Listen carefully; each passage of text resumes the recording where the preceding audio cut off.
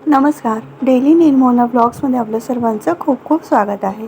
मंडळी, आज आपण बनवतो सकाळच्या नाश्त्यासाठी एक छान खरपूस असा खमंग पदार्थ. आपण इथे 1 ते 1.5 मोठा बाउल भरून गव्हाचं पीठ घेतलेलं आहे.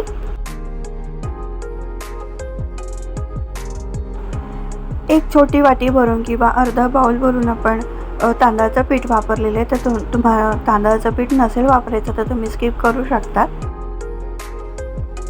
1 टीस्पून ओवा घ्यायचा आहे. तर तो हातावर थोडासा चुरून मग टाकायचा आहे, म्हणजे त्याचा छान फ्लेवर उतरतो. 1 टीस्पून बडीशोप घेतली. इथे तुम्ही बडीशोपला क्रश करून टाकू शकतात किंवा अख्खीसुद्धा वापरू शकतात, फक्त थोडीशी चोळून टाकायची. तसंच 1 टीस्पून अख्खं जिरं टाकलेलं आहे. तर तुमच्याकडे धणे जिरे पावडर असेल तर तीसुद्धा तुम्ही इथे वापरू शकतात. तर इथे मी थोडी कोथिंबीर आणि थोडा पुदिना घेतलेला आहे, तो चिरून घेतलेला आहे. तर आणि थोडा कढीपत्तासुद्धा त्यामध्ये तुम्ही बारीक चिरून वापरू शकतात. तर आता आपण पिठामध्ये मिक्स करायचं. इथे कोथिंबीर भरपूर टाकायची आहे. आपण इथे कोथिंबीरीचा पराठा बनवतो आहे, थोडक्यात दशमी बनवतो आहे, तर कोथिंबीर जास्त वापरायची आहे. कोथिंबीर आणि पुदिनासोबतच 7 ते 8 लसूण पाकळ्या आणि अर्धा इंच अद्रक आपण ठेचून घेतले, ते सुद्धा त्यामध्ये टाकायचं आहे. तसंच इथे पाव टीस्पून आपण हळद वापरली, 1 टीस्पून लाल तिखट. इथे तुम्ही हिरव्या मिरचीचा ठेचासुद्धा वापरू शकतात. तर माझ्याकडे इथे थोडा सब्जी मसाला होता, तो इथे मी याच्यात टाकते आहे. तर तुम्ही अर्धा टीस्पून ते 1 टीस्पून आपण गरम मसालासुद्धा यामध्ये वापरू शकतात आपल्या आवडीनुसार.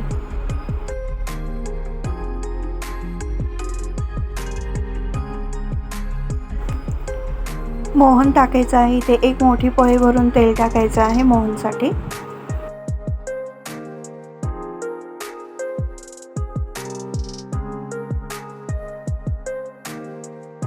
चवीनुसार मीठ टाकायचं आहे.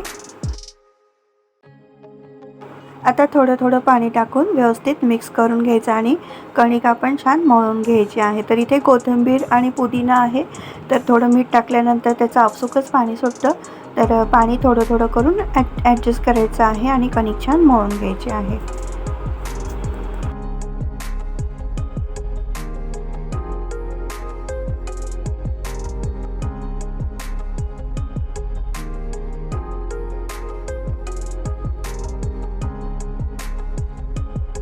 कणिक ही आपण सेमी सॉफ्टच मळायची आहे, कारण की पालेभाज्या वापरल्यामुळे किंवा कोथिंबीर वगैरे वापरल्यामुळे त्याला नंतर पाणी सुटतं, तर कणिक पातळ होऊ शकते. म्हणून थोडंसं आपण सेमी सॉफ्टच कणिक मळायचं आहे आणि साधारण 10 मिनटं झाकून ठेवायचं आहे.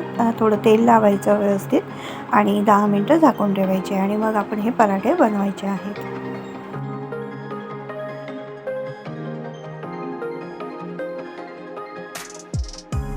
10 मिनटं छान कणिक मुरून झालेली आहे. आता आपण रेग्युलरसाठी आपण जसं पराठ्यासाठी कणिकचा गोळा घेतो तसं तेवढा गोळा घ्यायचा आहे आणि थोडी तीळ पसरवून घ्यायची पोळपाटावरती. पीठ आणि तीळ पसरवायची आणि छान पराठा लाटून घ्यायचा आहे आणि गरम तव्यावरती तेल किंवा तूप लावून आपण छान शेकून घ्यायचं आहे. तर खमंग खरपूस असा शेकायचा.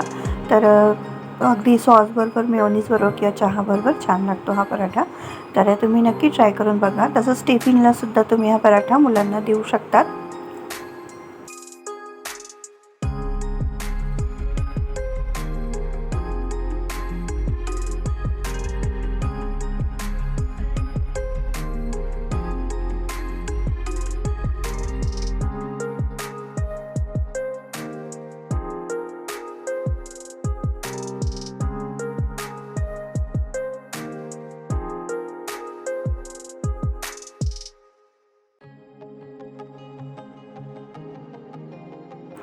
मी एका साईडला चहासुद्धा ठेवलेला आहे. चहा होतो एका साईडला, तसंच आपण आता पराठा शेकून घ्यायचा आहे.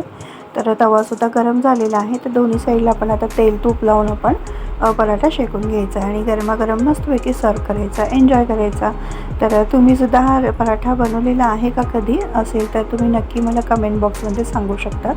तर रेसिपी कशी वाटली आता नक्की कमेंट करा आणि रेसिपी आवडल्यास लाईक आणि शेअर नक्की करा. तर भेटूयात आपण आता पुढच्या व्हिडिओमध्ये. व्हिडिओ पाहिल्याबद्दल खूप धन्यवाद. थँक्यू.